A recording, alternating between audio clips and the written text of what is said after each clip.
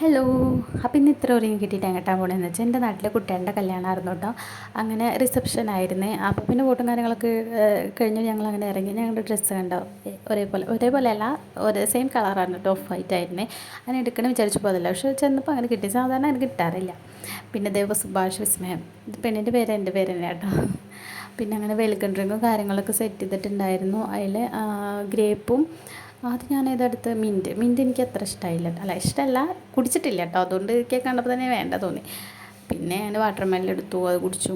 പിന്നെ ഇതാ ഗ്രേപ്പ് അമ്പാടി കുടിക്കുന്നു, അത് പുളിയാണ് പറയാൻ കേട്ടോ അവന്. പിന്നെ ഇതാ പെണ്ണും ചെക്കനും കേട്ടോ, പിന്നെ ഫോട്ടോ ഒക്കെ എടുത്തു. പിന്നെ ഫുഡ് കഴിക്കാൻ പോയി. പിന്നെ അടിപൊളി ബിരിയാണി കാര്യങ്ങളൊക്കെ ആയിരുന്നു. ഫുഡൊക്കെ കഴിച്ചു. ഇതെൻ്റെ നെയ്ബേഴ്സാട്ടോ.